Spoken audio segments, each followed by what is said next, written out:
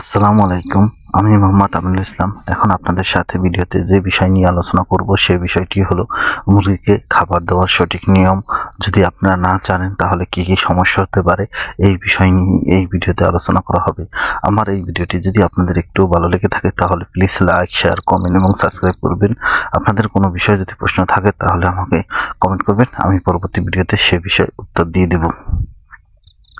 ভিডিওতে যে খামারটি দেখতে পাচ্ছেন, দেখেন এই খামারটিতে অনেক ধরনের মুরগি রয়েছে এবং এর সাথে সাথে হাঁসও রয়েছে, কিন্তু এদের খাওয়ান দেওয়ার জন্য কোনো পাত্র ব্যবহার করা হয়নি। এভাবে যদি আপনারা খাওয়ান দিয়ে থাকেন হাঁস মুরগিকে তাহলে আপনাদের কি কি সমস্যা হতে পারে।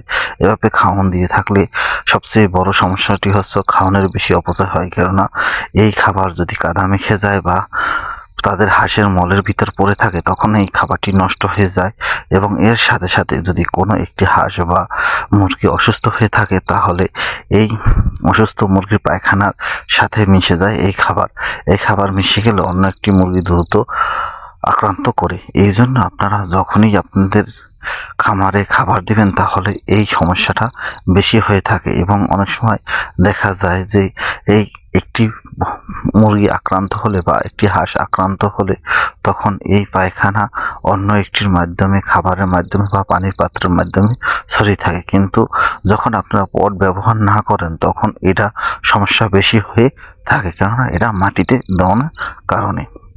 এবং অনেক সময় দেখা যায় যে মুরগি খাবার সময় অনেক ছিটাছিটি করে বা একটি বলে দিয়ে দিয়েছেন, বলের মধ্যে উঠে খায়। দেখেন এই যেভাবে বলটায় দেওয়া হয়েছে খাবার পানির সাথে, বা আমরা ভাতের মার বলি বা সুজি বলি, জাল দিয়ে যেভাবে, বা গম, বসি এবং ভুট্টা ভাঙ্গা এর সাথে সাথে ধান ভিজিয়ে বা সিদ্ধ করে যে একসাথে খাবার দেওয়া হয়, তখন যদি খাবার পট্টে না দেন বা একটি বড় বাল্বের মধ্যে দেন তাহলে তখন দেখা যায় হাঁস মুরগি এরকম বরফের ভিতর ঢুকে যায়। তখনও দেখা যায় যে একটা অসুস্থ মুরগির পায়খানা বা ভালো মুরগির পায়খানা এই খাবারের ভিতর চলে যায়। তখনই বা একটা মোরগ বা একটা মুরগি এই খাবারের ভিতর পায়খানা করে দিলে ওই খাবারটা সব মুরগিতে খেয়ে ফেলে। এর কারণে অনেক সময় দেখা যায় মুরগির রোগ হয়ে থাকে, এরকম সমস্যা হয়ে থাকে। তাই আপনারা আপনার খামারের লাভজনক বা আপনার খামার থেকে লাভবান হতে চাইলে তাহলে আপনারা নিয়মিত খাবারের পাত্র এবং পানির পাত্র ব্যবহার করবেন। কেননা এই পানির পাত্র যখন আপনারা ব্যবহার করবেন এবং খাবারের পাত্র যখন ব্যবহার করবেন তখন আপনারা বয়স অনুযায়ী খাবারের পাত্র এবং পানির পাত্র ব্যবহার করবেন।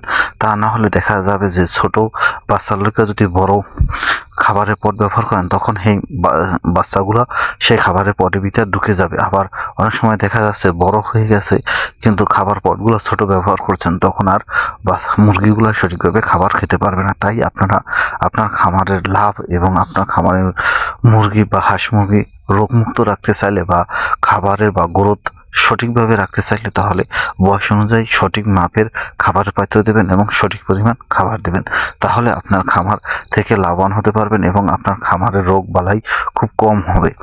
এছাড়া যদি আপনারা খাবার কম দেন বা খাবার যদি এরকম মাটিতে দেন তাহলে অপচয় বেশি হবে। আমার ভিডিওটি ভালো লাগলে প্লিজ লাইক, শেয়ার, কমেন্ট এবং সাবস্ক্রাইব।